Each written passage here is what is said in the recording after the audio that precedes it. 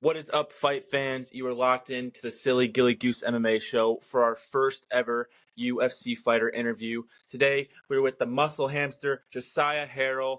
And I do have a question for you. How did that nickname come about? It came about through high school, actually. One of my coaches was a big Doug Martin fan, and he ended up telling me I should run like him. And pretty much, long story short, we would get to a point where we would run plays, and he'd be like, "Don't go laterally, just go forward and forward and get the first down. Do what you got to do to get the first down." And he just kept saying stuff like that. But eventually, it was like, "You're the muscle hamster. You got to be the muscle hamster. Just keep running." I've always been thicker, so even if I was fast in high school, he didn't care about that. He was like, "No, you go forward, dude. You go forward." I was like, "All right, I got you." Nice, Yeah, nice, nice.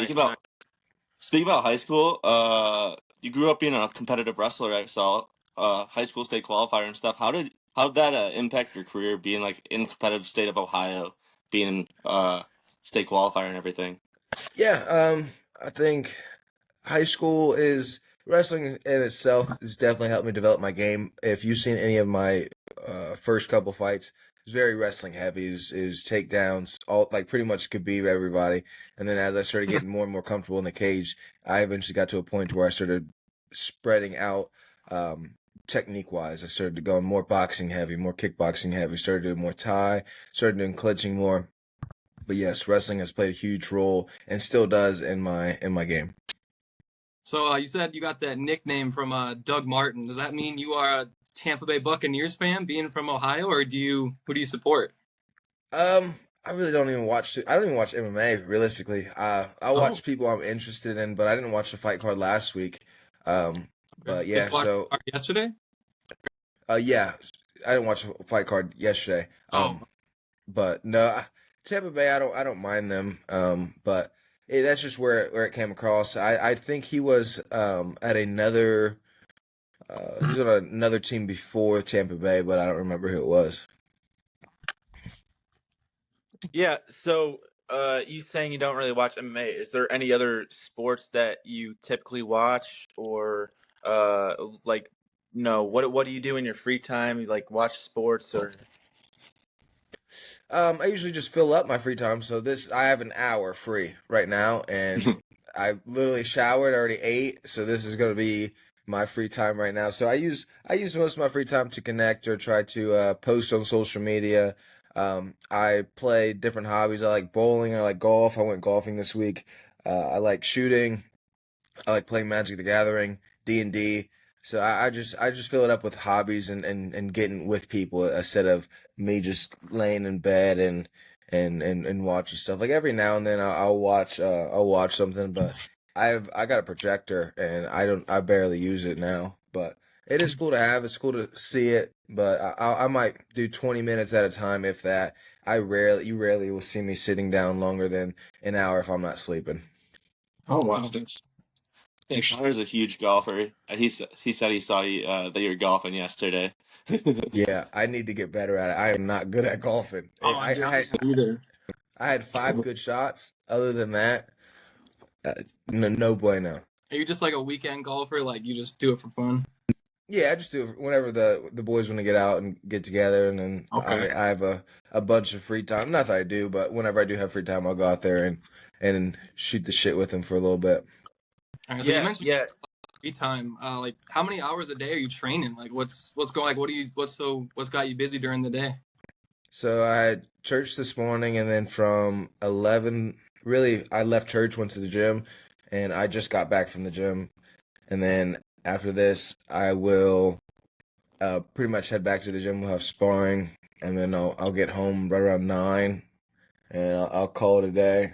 I still need to go grocery shopping, so I gotta go to Kroger's at some point. So pretty much my day's taken up by uh, training, uh, doing my chores that I have to do, whether it's dishes, shopping, whatever's mandatory. If I have to get my oil changed, whatever's happening, and then resting and eating. Okay.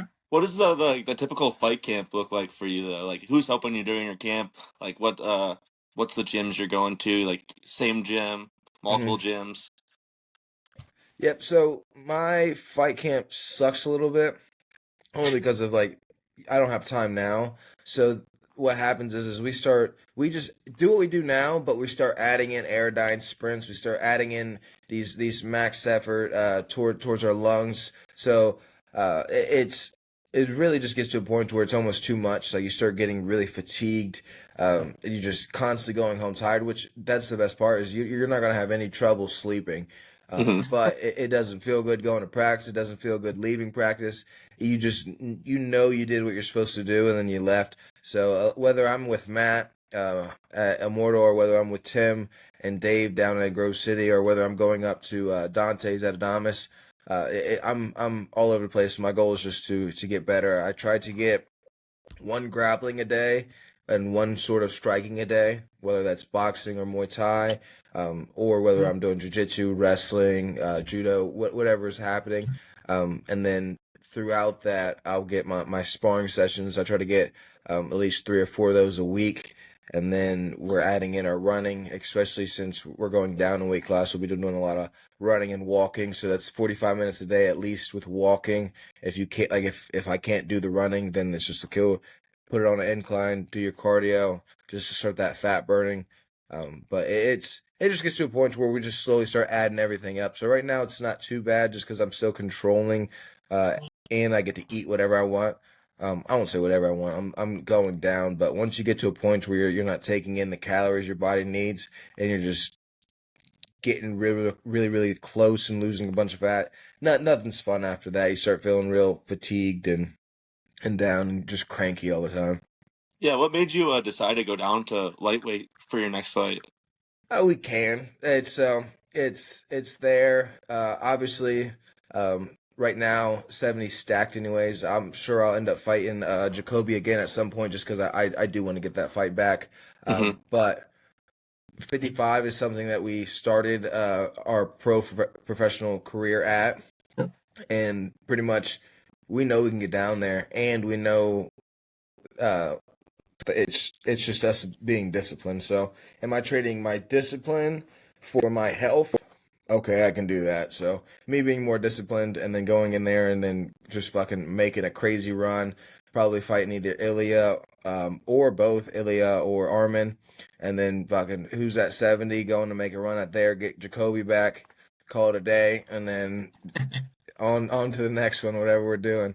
But yeah, so go ahead. Oh, we saw that you're a part of the 3-punch convo, and you were saying that who you should call out for your next fight. I wrote down a few. I said, if you're going down to 55, like a King Green fight, a Jim Miller fight would be nice names to have because they're veterans. Yeah, I would fight both of them. That would be fun. I gotta check that because I don't have it on the mobile app. So anytime I have it on my desktop, so I have to pull it up. But yeah, I'll try to respond to everybody there. I'll look through that. I almost forgot about that. Thank you for reminding me. But yeah, Bobby Green would be dope. He's more boxing heavy, and Jim Miller's just tough. But still, it'll be fun. Those guys are getting. They don't really have a chance. So if they're not chance, but they don't have time to play, so they're ready to fucking who's going to take me to the belt. So if we do get that fight, dope. I doubt that they'll take an opportunity that's not going to take them one step closer to the belt. Mm-hmm. Going back, you said you got to improve your discipline and how you're so disciplined. Being an MMA fighter, you have to be super disciplined. You got to get up when you're exhausted, go to the gym even when you're exhausted.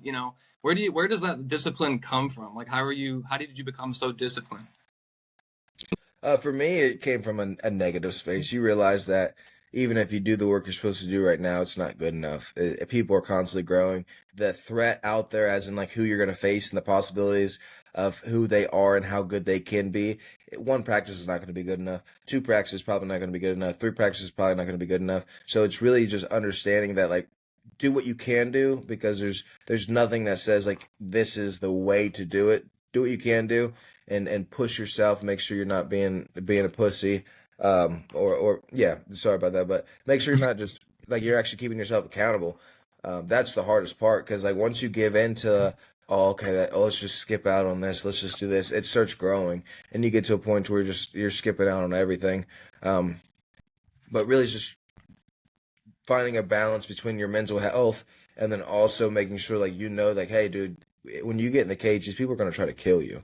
So you don't get to half-ass this and half-ass that and then expect to do well. No, you just understand that take your mental health into it, but you have to train as much as you can. You have to be in the gym as much as you can, as long as it's not taking apart or taking away from you mentally. Okay. Yeah, I like that a lot. Growing up a wrestler and doing track and all that, discipline definitely is such an important thing. And I love that you're mentioning that because obviously, as a UFC fighter, like you said, you're going to be going in with people that are literally trying to kill you and do whatever, it takes to win. And I think that like holding yourself accountable is one of the most important things you can do. And there's always going to be somebody that is going to want to work harder than you. And I think that that's a big thing that you got to work harder than most people. So I love to hear that, you stay disciplined. And I think that's really great advice that you can give to, any athlete. And I mean, yeah. I Yeah, appreciate it. Yeah. during those tough times, like what's your what's and whys and keeps you going? During just tough times in general. Like the weight cuts and Yeah, I see. This is where it's not fun. I tell myself I deserve it, which is not good. It's not like anybody that's going through a hard time. I wouldn't suggest saying you deserve it, but um, um, other than that, I'd say I lean on the Lord a lot. I just anything that starts to get confusion, anything that starts to get like, oh, I don't know the outcome of it. It's cool because I just put all the pressure on Him, and I just know that like no matter what, He has a store for me. He has a path for me, so I don't have to worry about it too much. Anything that I know is supposed to be on me, and I'm heading down this because he's not gonna fight anybody for me. He's not gonna. Mhm. He's not here to hurt nobody. So for those things, I'm like, okay, cool. I have to make sure that one, I'm not taking myself away from it, and I really just tell myself, um, mostly just making sure that one, I don't take myself away from it, but whenever I'm going through those hard times, I'm there. I'm not trying to separate from it. I'm not trying to disconnect. I'm not trying. Mhm. I pretty much just tell myself whatever I need to hear to be in that moment and not take my mind or my sight or my perception away from what I still need to do. So I'm like, no, I deserve it. If this is what I'm going through, then that's because the Lord wants me to go through this, and I have to figure out a way to get through this. It's not like a poor me or will me or no. It's okay. I'm here. Good. I deserve it. What's next? And then just going through and then looking for the light. I'm looking for the opening. I'm looking for whatever I need to do because there will be one, unless you're doing like aerodyne or bag work for until you just drop, and then those things you just go, okay, well there's a time limit. Just go into the time. Just go into the time, and obviously in those times you're the coach there's there to freaking make it pay, which is fine. But yeah, usually I'm just going, I deserve it. I deserve it. I deserve it. Okay. Oh, How did you get? oh, sorry.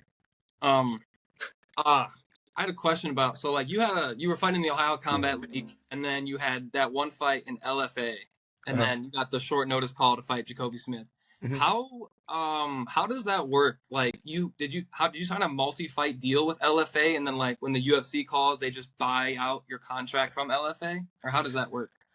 Off the top of my head, I want to say that LFA is already like in partnership kind of with the UFC. So Mhm. if you get a call up, they already have it in their contract. Like, hey, if somebody in a bigger organization calls you up, we're not going to hold you back, which is just dope on their part. Okay. But if not, I spoke to those guys beforehand, and they're all about it. They played a big part in it. They're like, hey, dude, immediately after that fight, they're like they're calling Sean, they're calling all those guys, and that's their promoter, that's their CEO. They're just trying to get in contact with the UFC and letting them know. So Okay. it's they're very very kind, and they know like the goal and the things with different fighters. Are there like some people are cool with just being regional guys. Some people are cool with being um, belt holders or whatever, and then some people that's not a goal for me. Okay. And one Well, more follow up to that. Do you remember like where you were when you got that UFC call? Do you remember what was going on? Like what you Yeah, felt? I was happening? doing a seminar out in Madison Plains, and I had one of my buddies with me, my cameraman, and I have the whole seminar recorded. I'm supposed to chop it up and put it on my school. They have the school thing, so I'm supposed to chop it up and put it on there. I'll still get back on. I have a couple clips out there, but it's about 2 hour footage of me running that seminar, and then about 45, maybe an hour, 45 minutes into it, they call. He gets it on video. I'm like, why is my phone ringing? I pick it up. Yo, what's up? Hey, can you hey, you're gonna have to make weight in a week. Cool. What's going on? They're going, and then yeah, so we already know like the likelihood of us getting a call at that point is higher than such. We were looking at cards anyways. I won't say my weight was down. I still had to lose about 30 pounds. But Wow. yeah, yeah, dude, That's a little tough weight cut. from February to then, I think we gained and lost about 68 pounds. Wow. Yeah, so That's wicked. no fun. What's the biggest difference between the regional promotions and making it up to the UFC? Um, off the top of my head, I mean, UFC, everything's professional. They have freaking teams. They have the PI there. They have food there. So they're maxed out on professionalism. Anything you could think of as a fighter, like what you would need, they have thought of it, and they have some sort of counter for. Oh, you need this, we got it. But compared to the regional scenes where they still need to be able to make money, so they can't give that much to the fighter. They can't give um, all these medicals and anything that these fighters are going through, like that's coming out of their pocket on the regional scene compared to UFC level. A lot of those times, especially if you're in fight week, it's like they're just pushing you through and doing what you need to do. They're taking care of it, especially if you have your manager. He's also taking care of it. But that's the biggest thing. When it comes to the stadium, obviously those get bigger. The coolest part about the whole experience is probably a boost buff for calling my name. Yeah. Yeah. That's awesome. That was cool. So I would definitely see that again. I'm definitely in there again. But other than that, I mean, it didn't feel much different. It felt, I guess, natural for me. But I don't know if that's different for everybody else. I just knew, and I thought about being there for so long, and kind of just felt like it was a part of my story already. And I kind of have a follow up off that too. Like, what was going through your head during that walkout in Houston? Like your first walkout in the UFC? Thank you, Lord. I'm over here just talking, chatting up people. Hey, Joey, can you clap my hand? Yep, yeah, you got it. So more just being a part of the crowd, being a part of everything, and just taking it all in. Even though I'm really not good at taking it all in, just trying to do what I can to just accept the environment, accept all the things that are going on, and just enjoy the moment. That's what I was really trying to do. yeah, and obviously your last fight was in Houston, but is there any place that you would like to fight at that would be like a dream place to fight, or like, yeah, do you have like a dream place you'd like to fight? Right now, nowhere that's getting bombed. So anywhere Yeah. that's getting blown up, you can keep me away from. Other than that, also New York, they can stay away from me. They canceled me because of my I have my brain surgery, so they canceled me from over there. My first fight back. So if they allow me to fight, I'll fight in Madison Square Garden. That'd be dope. But really, just being able to go out and compete. Maybe a Florida. I don't know if they have a big Florida or California. Miami here in 2 weeks. See, that'd be fun. But I'm not too concerned. Like I really don't even know what the stadiums are. I know Madison Square Garden because that's one of the biggest ones. But I would fight overseas. That would be cool. I'm here for the experience. I'm here to go in there, have some fun, pick some people apart, say no to nobody, and bring Ohio with me. Yeah. Absolutely. Yeah, and I was gonna ask, now that you're young into your UFC career, just starting out, is it just one of those things, if you get a fight, you're gonna accept it no matter what? And do you think once your career goes on, you're gonna be a little more like nitpickish about like who you want to fight, or how do you expect that to go? I'm here to push myself. So realistically, uh, it would probably be smarter for me to be nitpicky about things. But even in this position I'm in right now, like I'm not going to be able to be like, no, I don't want to fight that guy because that's just doesn't look good. That doesn't sound good. So I'm not in a position to where I can decline. Um, is it going to be smart when I do get into those positions to decline certain matchups? Maybe. I mean, it depends on what style people have. It depends on who's saying yes or no to these things. But for me and who I want to become, I I got to be willing to say yes for everybody. Otherwise, like I either just don't believe in myself that much, or I care more about what my record looks like, or what the outside looks like compared to what's actually going on. Cool. This question comes from the movie Fight Club. It's my favorite movie of all time. And Brad Pitt asked Edward Norton in the movie if he could fight any like historical figure from any time period, like Genghis Khan. You know, Abraham Lincoln's a Hall of Fame wrestler. Like, if you could fight anybody from history, who would you want to fight? Who would I want to fight? Uh, I would like to fight Miyato Musashi. Sword. Boom, he'd fucking kill me, but it'd be dope. I'd be like, that's dope. All right, here we go. I would have to start training if we're doing swords. If we're doing hands, I'd take that. Yeah, Oh, he's leaving then. He's not living that long. Yeah. that's awesome. So, do you have like any favorite movie or like a top three? Like, what's your favorite type of movie? Because I know you're a big movie guy, right? I watch movies when I can.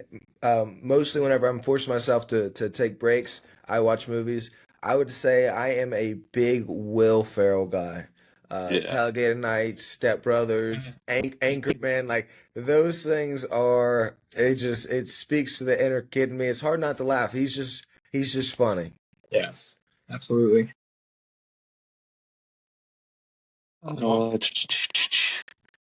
Is there anyone that like you model your fight game after, or is it just you? Just like, do you like watch any like clips of anybody or anything like videos?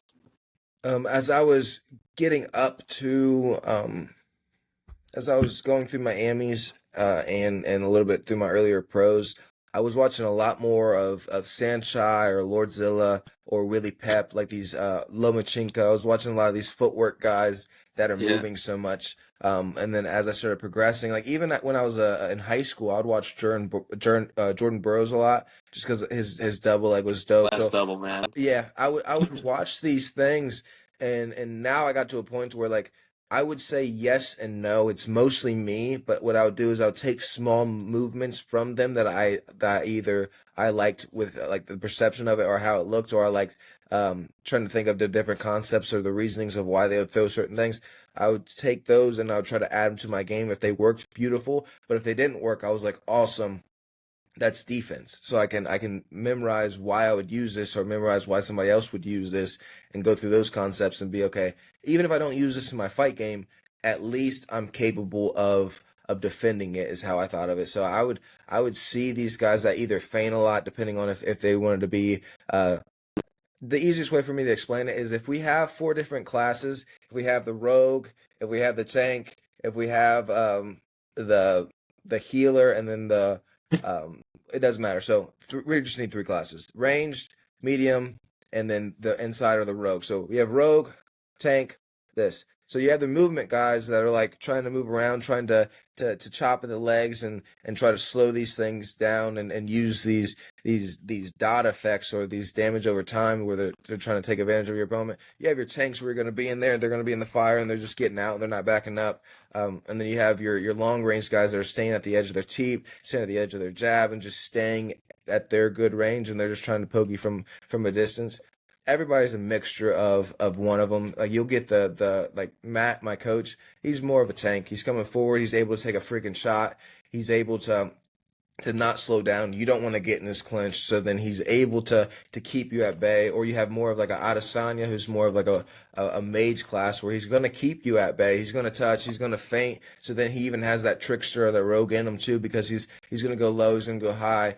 But he's going to keep you at the edge of his range. He's not trying to work in. He's not trying to get you tired. He's not trying to do anything except for knock you out, keep you at the range. So if he finds those shots, then you're getting put out. But That's how I thought of a lot of things. So I would take different concepts from different people, add them into that little arc of, okay, is this a mage style? Is this a rogue style? Is this a tank style? And then, okay, how am I?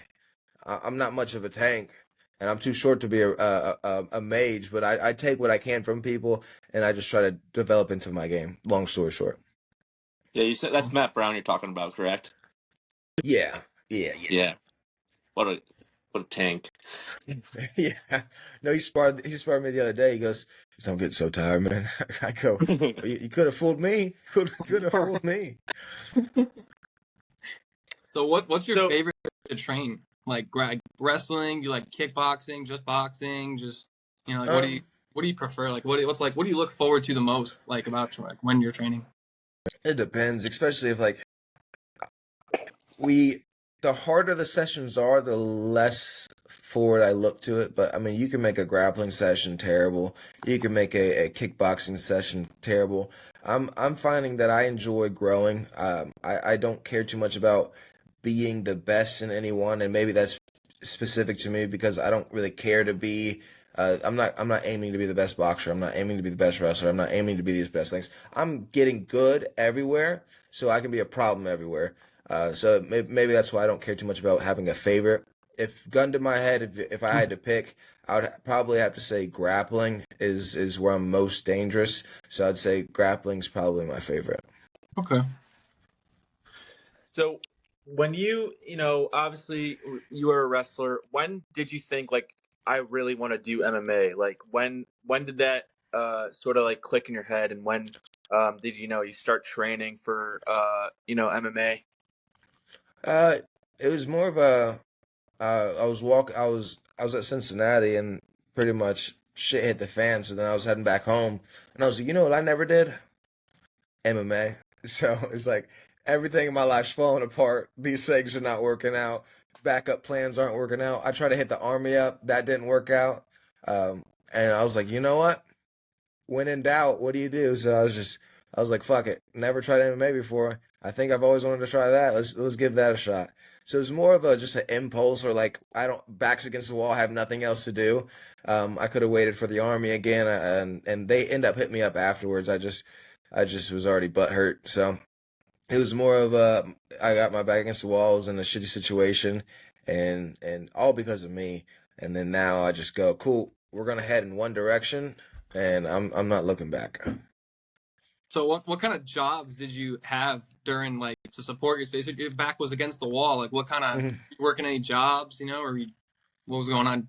Oh, in college, I was not working any jobs. That's why I said it was my fault. So Oh, in college, I should have worked jobs. Yeah, oh, back against the wall. It's like you go from one dream. So if I had to say something was a dream, I would say I had the first dream of trying to go and play Division I football. So I was just trying to walk on to Cincinnati. We get through. I was supposed to walk on the first semester. That didn't work out. So then I'm getting my grades back up to where I don't have to worry about walking on. I end up cheering at Cincinnati for that first semester. They allowed me to do it. They were just dope over there. And then as soon as I got my grades up, like it was like cool. I was like A's, B's, B's, B's, B's. I had one C, I think, and I was like, cool. All okay. right, I don't have to worry about not walking on. I get a thing in the mail. It's like you owe $3,000 for this much, and I was like right now, and they were pretty much like yes, and I was like, I don't got it right now. So I end up getting to a point where like they froze my accounts. They're just pretty much making me sit in the room, and they're going like, cool, if you wait another week, you're gonna get another basically another, I think it was whatever the room and board was added onto it, and I was just like, I really can't do anything about that. So I ended up just packing my shit and bouncing. So it's more of just like just not being aware that like, hey, dude, you're an adult now. You should probably start thinking about like at some point you're gonna have to pay something. You're gonna have to be able to afford something. I was just like, cool. They got food here, so I don't have to pay for food. They got a gym here. I don't gotta pay for a gym, and I got housing here. I didn't need anything, so I was like, cool. I don't need to work, but I should have worked. So is that what you miss the most about college? Just having all that stuff right there just for free at your will? No, because now I get it now. Just other people pay for it, so it's the same stuff. It's just sponsored, pretty much, is what they call it now. So I'm in a good position. I will probably end up going back to college. I'll just have to I don't know if I can do that and fight at the same time, but we will see. I've always had an interest into what is it? Biomechanical engineering. So Oh that wow. just sounds it just sounds dope to me. I just think the human the capacity of humans is way past what we think it is. So if I could even push that on a little bit, I would try it. I want to go back. You said your coach is Matt Brown. He's an experienced UFC vet. How did you Mhm. guys get connected, and how does him being a UFC vet help you with your career? Yeah, his experience is just it. I'm gonna be forever grateful for Matt. His experience is top notch. It's pretty much the reason why I'm the person I am today when it comes to being how dangerous I am. But my first coach, Dave Freetag, taught Matt. He was one of Matt's first coaches. Okay. So full circle moment. Matt was having Michael sparring with him because he was getting prepared for like a long guy. Michael works at Michael Arietta works at our trains at our gym, but I go to train over there. Michael's like, "You want to come with?" I'm like, "Yeah, sure." So Matt didn't know me at this time. It was probably like 4 years ago, and Mark Coleman was there, Hmm. and we're all in there. Michael gets to spar. He gets to have fun. Mark Coleman looks at me, and he goes, "Grab a ball." So I grab a ball, and he's making me do burpees. He's making me do ball slams for like 2 hours. It's just nonstop. I'm like, what did I do? I don't even know what I did. I thought I was in trouble. Michael's sparring, he's wrestling, he's doing all live. I'm like, I guess. So that's the first time I met Mark. And then so I didn't even get to spar the first time I was over there. Second time is more just meeting up, but slowly over time. So that was the first introduction of Matt, and then slowly over time, I was able to get to a point where I was one of his main sparring partners and one of his main people he could use to prepare for his last fights and everything that he was doing. I ended up cornering Matt, but yeah, it was slowly over time, slowly developing. But weirdly enough, my first coach at Grove City was one of his first coaches, so they all know each other anyways. So they've always been pretty close. So you When mentioned meeting Mark Coleman and your coach. If you could watch any like two fighters from any period in like the UFC history, like which fight would you most want to see from UFC history? Like any two guys, like they could have Uh, already fought. You could want to see a rematch. what was it? Robbie Lawler and Roy Roy McDonald. McDonald. Dude, they went to freaking Oh my war. God, the That would war. be top notch. If I wanted to see someone die, I would watch Matt Brown. Can't even remember his name. He caught the dude's leg. Diego Sanchez. Elbow. Okay, but yeah. So if I wanted to watch Diego, like if I just didn't like Diego, I'd probably say that. Um, there's a lot of them. Izzy versus Pohan 2 was good. Let's see. I mean, that's the thing is they're all over it, but mostly just the wars. You want to see people go back and forth. You want to see people trading, unless you just absolutely hate somebody. You mostly just want to see a good fight. so when you're in camp, how do you sort of like separate like do you like watch film of the fighters and like how do you incorporate that with your training? I don't watch film of them. I will, if I need to see something or if they throw something weird, or if my coaches are like, "Hey, dude, watch this," I will watch. But mostly, I just expect these people to grow. I expect these people to get better and train. So there's no point in me watching something if I'm like, okay, this person doesn't do this. He does do this. He's good at this. And then now if I'm in the fight, if he starts throwing something that I didn't see on film, is that going to freak, like, that shouldn't freak me out. So I just get to a point where I'm like, no, he's going to get better. If he doesn't throw his jab as much as he should, he's going to throw it more next time. If he doesn't throw his back kick as much as he should, or if he doesn't set it up, next time he will set it up, and so on and so forth. So I have watched fights, unless they're just awkward, because there's people in the past where I'm like, oh, okay, that would have helped if I would have been able to see that a little bit more. Unless they're just really unorthodox, I don't care too much to just be consistently watching them. I might watch them one or two times to see like the style or see how they deal with different things. But other than that, I just leave it to the coaches. Do you ever go back and like watch your fights to sort of see like what you can do better Yeah. and work on? Yeah, people always ask me like, "Hey, why do you work so hard?" I go, "Listen, I am way too insecure not to keep working hard. That's just how it is. It's built in my bones. I listen, cool. I might be good enough, but I am not good enough. So it's like I'm good, but I'm not that good, and I need to keep progressing. I need to get to a point to where it's like I don't want to stop slowing down. I don't want to be like, cool. I have a belt. I have a UFC belt on my shoulder, so now I don't need to train. That shit doesn't make sense to me.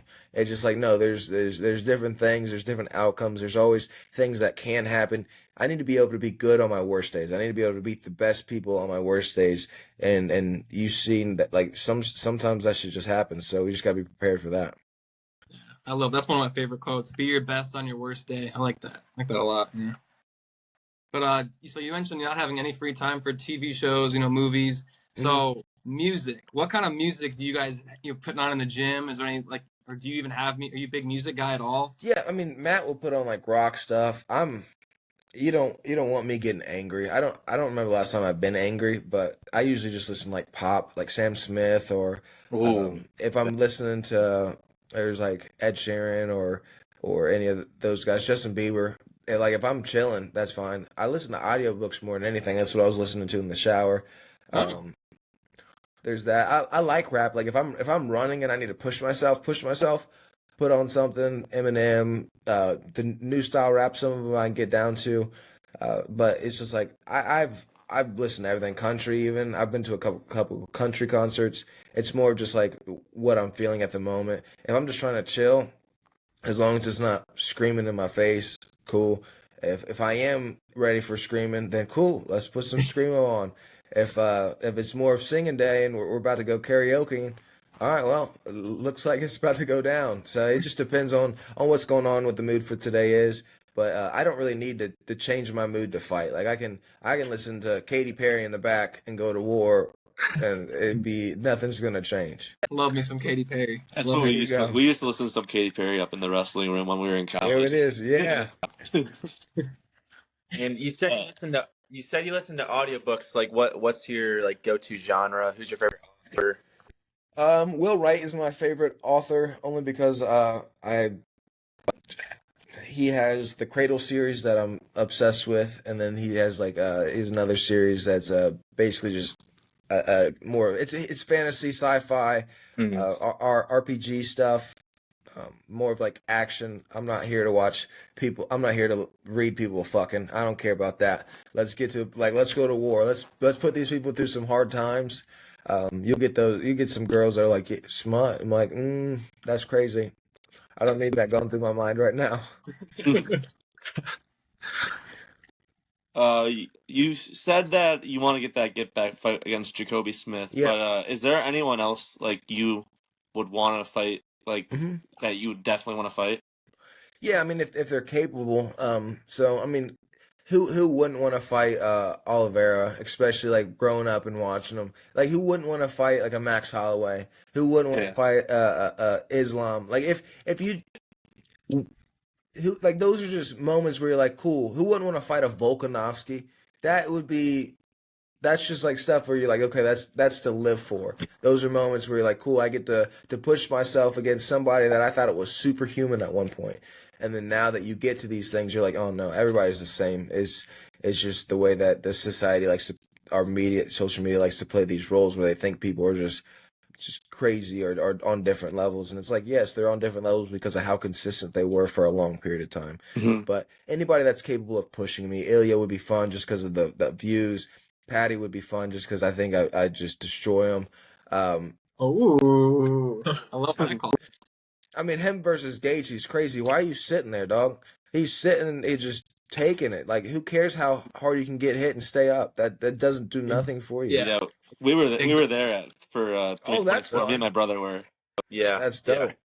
Yeah. But yeah, mostly just people that are one that have a lot of eyes because we're trying to grow in this sport, and the more eyes we have, the more we get paid. So eyes, and then I'd have to go with just people we looked up to. I mean, how could you not? So that's just the way I think. Like, who's capable of pushing me? It should be everybody in the UFC. Unfortunately, it's not. But the goal is getting into there and okay, who's gonna make me better, or who's gonna give me eyes, and I think of it that way. It's like I'm either getting paid more, or I'm getting better. That's all I care about. Nobody you just don't like that you just would like to beat up. Um, Anybody that I don't like. I mean, I could probably find somebody. I don't I don't have no enemies. So I mean, maybe if people want to make something, we can do it. Go hatch it out in the back. But as of right now, I'm chilling. I think I'm still a nobody, so it's fun. And then once Yeah. people know me, I think it's gonna be too late. So it'll be fun. Run around a little bit, cause some mayhem. So I know you said you don't really watch MMA, but like, are you still like, do you still keep tabs on like the guys like now that you're moving down to 155? Do you still keep tabs on like those other guys that like might be in like a similar position to you? Like they're kind of newer to the UFC. Like, do you ever like any matchups that you look at there, like guys that you could potentially see yourself like fighting there? Like, My coaches will. Tim will. Okay. They're all aware of that, trying to see if like where these guys are progressing. But me, myself, and I'm going. No, who would be the dopest person to fight? It's like Okay. that one. Like I said earlier, it was like Ilya would be sweet just because of how Yeah. dangerous he seems. Armin would be dope because he's also very good. And he's been having a heyday with all the streaming shit going on. So it's just that's where I'm aiming is who's the best, who's going to be the best. I don't care about potential right now. People can waste their potential all the time. You get some of these guys, you go out to a Vegas club and their potential is down the fucking drain. So that's where I'm at right now. It's more just doing what I need to do and keep progressing and don't worry about anything that's not in my control. All right, you mentioned Armin in the social media run. He's been doing a lot of RAF fights and, the Hyper Brazil grappling match you just had with Muhammad Makayev. Was that something you'd be interested in, like RAF or doing one grappling match? Yeah. You can get me excited over freaking Yu-Gi-Oh cards. So I'll get excited over a wrestling match or whatever we're doing, streaming. That's my problem is I get excited way too easily. Okay. Yeah. So, did you ever do like freestyle or Greco wrestling, or Just high school, yeah.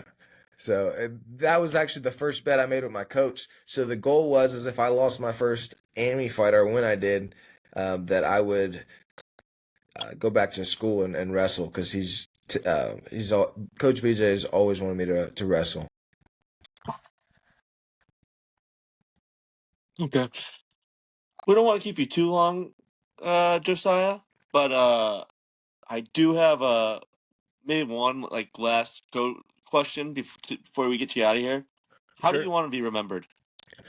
I want to be remembered by somebody who looked at fear, shook its hand, and kept going forward. That took bumps and took bruises, and didn't let those become excuses. I want to be somebody who allowed his story to be told by others, and he's not one to tell. I want to be somebody who's constantly going forward with the scrapes on their armor, with the chunks coming off of the things of that war has caused. I don't care too much about excuses. I don't care too much about what ifs or could haves or would haves. I want to be somebody who didn't fear and he kept progressing. Somebody that didn't stop. It's my dad always says this saying: "There's always been could have beens, should have beens, would have beens. Don't be a Ben." Yeah. Please don't be a Ben. I had one more question for you. Sure? You mentioned all these great fighters, Charles, Volk, Ilya, all these great names. Just in your opinion, if you had to pick one, who do you think is the pound for pound best fighter currently fighting in the UFC right now? Right now you have to give it to Iz just because of what he just did with Jack. Two division. Yeah. But Ilya, he's right there too. Pohan is right there. So those three guys, especially if Pohan ends up becoming a 3-division world champ, that's something that you can't really argue. But it would be hard to say. If I had to pick one to watch, I think Ilya's the most exciting, but I think that's because that's the one that's the most likely for me to fight. So that's me being biased. So Okay. yeah, it's just those three come to mind immediately. Obviously, you have your John Joneses and the olders, the George St. Pierres. But if we're talking about this generation, those are the three, especially people still fighting. Those are the three that come to mind. Okay. And I just want to ask you one last question. I love the way that you present yourself. I love your mindset that you have, and I think stuff like that gets people really far. And I just want to know if you have any advice for up and coming or people that want to get into mixed martial arts. Like, what advice do you have for them? It, pretty simple for me. I would say be consistent. It's like consistency will completely change who you are, not because of something you expect, but working on something with intention over a long period of time will make you way better than you ever thought you could possibly be. So I say consistency, faith, and if you don't have faith, um, you got something that allows you to have hope. If you don't have a anchor like Christ in your life, something that gives you hope. Hopefully, you can find something like that in your life. I'm not here to tell anybody to do anything. And then lastly, I would have to say is do the thing that scares you. Reach for it. If it scares you, if it gives you that feeling, and it excites you and it makes you want to live, go for that. It's like anything else is I won't say it's useless, but let's progress in this life while trying to live this in life, not just trying to get through it. I love that. That's beautiful. Yeah. Yeah, thank you for so much for being on the pod. It was a great episode, and you'll Yes, always sir. forever be our first fighter we've ever had on. We'll get back on at some point. Oh yeah, after your next big win, Yeah, let's do it. after the next fight. Little off topic, but the 3-punch combo, we forgot to mention this earlier. On there for the UFC London card, they have that contest every week for the fight picks to pick each fighter who wins each fight. And if you pick a perfect card, the dude that runs 3-punch combo pays out $1,000 to whoever picks it perfectly. And on the UFC London card last night, the Silly Gilly gang here picked a perfect UFC London What? card. Yeah. You guys got your grand? Good. Yeah, just paid us our $1,000 like right after the card. That's dope. Yeah. What you guys doing with the grand? Just saving it up? Maybe using it for a little bit of promotion. Yeah, smart. Back into the page. There you go. Yeah. Split it 3 ways. Yeah, split 3 ways. Of course, but yeah, can't thank you enough for coming on, man. This really means a lot to us. We appreciate it. Yes, sir. I appreciate you guys.